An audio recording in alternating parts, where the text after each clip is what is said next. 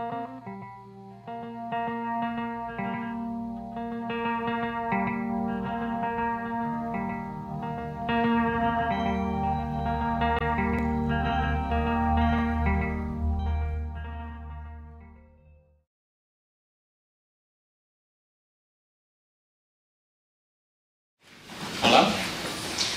bona tarda a tots. Enguany, 2011, s'escau el centenari del naixement de Cioran i aquí a la central hem volgut homenatjar-lo d'aquesta manera, convidant a tres dels grans especialistes en la seva figura, dos francesos i un català. Per aquest ordre, en Josep Maria Dullà, en Nicolás Caballés i Patrice Boillon, que faran la presentació d'aquest acte, en el qual estem molt agraïts que ens hagin acompanyat, que hagin volgut venir expressament de París o de Girona, fins i tot. I simplement vull agrair-vos a vosaltres també la vostra presència, esperem que sigui molt profitosa.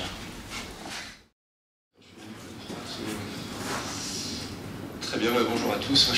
Merci de m'accueillir ici. Je suis très heureux d'être ici, très heureux de partager avec Patrice Boillon, qui est un pionnier des études sur Cioran. Je ne sais pas dans quelle direction je dois partir pour l'instant. Moi, j'ai travaillé sur précis des compositions, donc Brevario de Podredumbre, le premier livre de Cioran en français. Vous savez probablement qu'il a d'abord écrit en roumain et qu'ensuite il est venu vivre en France, il a changé de langue d'écriture. Ça a été un véritable tournant dans sa vie et dans son œuvre, marqué par ce qu'on peut appeler une autocritique très, très forte, à la fois sur le plan philosophique, sur le plan littéraire aussi. C'est à ça que je me suis intéressé, moi, dans cet ouvrage, en partant des manuscrits de son œuvre.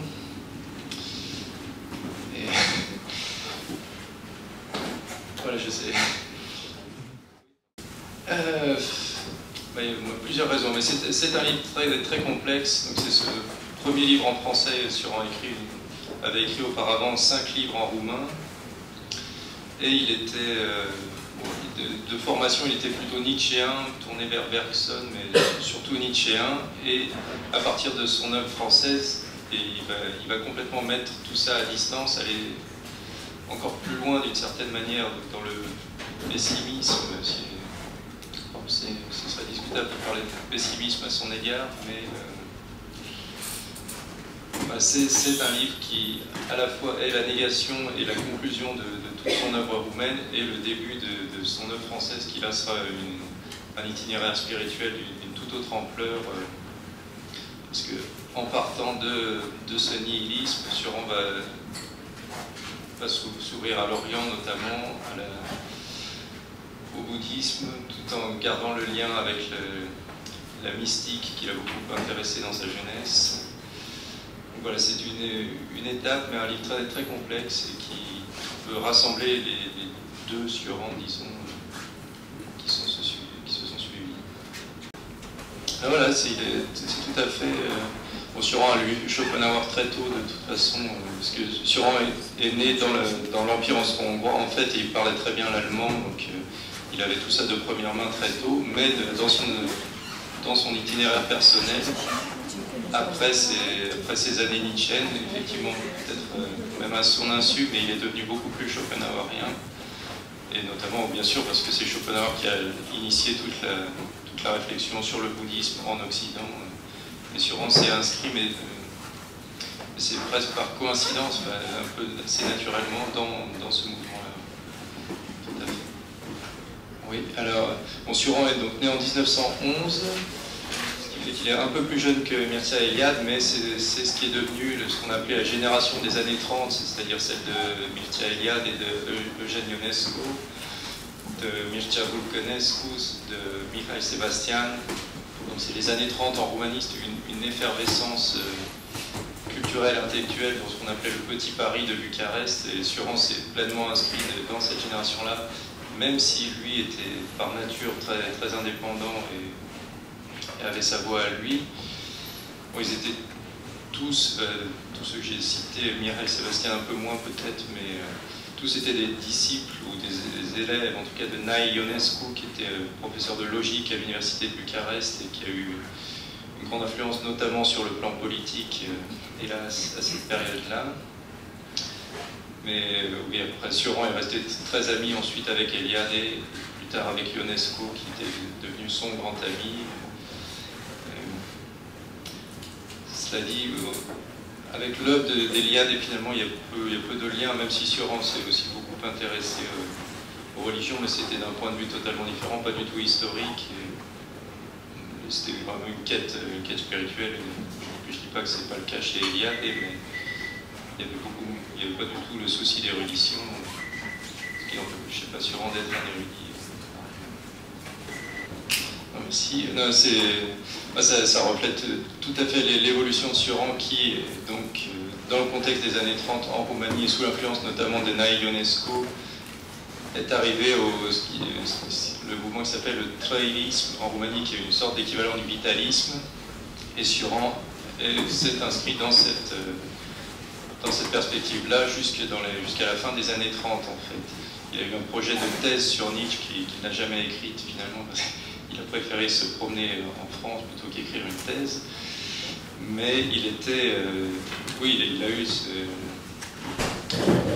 comme formation, il s'inscrivait dans le nietzschéisme. Ensuite, ça c'est dans sa période roumaine, et ce qui est très intéressant, c'est qu'ensuite, même s'il a peu parlé de Schopenhauer, dans le second temps de son œuvre, qui était très clairement anti-nietzschéen, avec des choses très claires là-dessus, il rejoignait, à mon avis, en tout cas, Schopenhauer sur beaucoup de choses.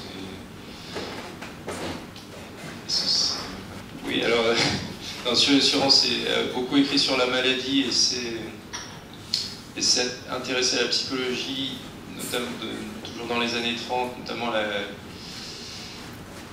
psychologie des saintes au départ, parce qu'il s'est d'abord intéressé à la mystique et c'était il y a eu une sorte de mode, notamment en France, de psychologie des saints, donc ça peut rentrer là-dedans. Sioran était aussi un grand amateur d'asiles de fous et il aimait se promener dans ces asiles et écouter, regarder les fous et apprendre des choses d'eux en fait. Le lien avec l'Empire romain, je pense que vous faites allusion à un passage du Précis où il me semble que ça renvoie à l'héroïsme et en fait à Homère et à la tradition grecque. Et sinon dans l'Empire romain, Néron par exemple, un personnage comme Néron, l'aurait beaucoup fasciné. Je ne sais pas si j'ai vraiment répondu à votre question. Oui, effectivement, Nietzsche a un livre sur l'éternel retour, mais c'est plus dans l'histoire, à vrai dire. Mais il y a un livre sur l'éternel retour nietzschéen, mais plutôt dans une perspective historique dont Sioran partira dans son livre Histoire et Utopie, où là on peut effectivement trouver un lien clair entre les deux textes. Cela dit, sur le... Enfin, il y a quand même une influence d'Eliade. Sioran a écrit un très beau texte sur Mircea Eliade qui est dans Exercice d'admiration, où il raconte comment Sioran, alors qu'il était étudiant, lisait les articles d'Eliade dans la presse roumaine, dans lesquels Eliade, qui lui vivait déjà en Inde à cette période-là, enfin a vécu 4 ans en Inde, a apporté en Roumanie, et notamment à Sioran, toute une culture orientale qui était effectivement absente. Et ça a dû effectivement jouer dans l'évolution future de Sioran qui, dans son œuvre française surtout, à partir des années 1960, s'intéressera et écrira beaucoup sur le sujet, notamment de l'inconvénient d'être né, son livre, un de ses très grands livres, s'inscrit dans une veine bouddhiste assez claire. Cela dit, le fait qu'ils étaient très proches, peut-être, ce serait un peu exagéré quand même de dire qu'Eliade a pu influencer Sioran sur ce point-là, mais il y a eu une continuité.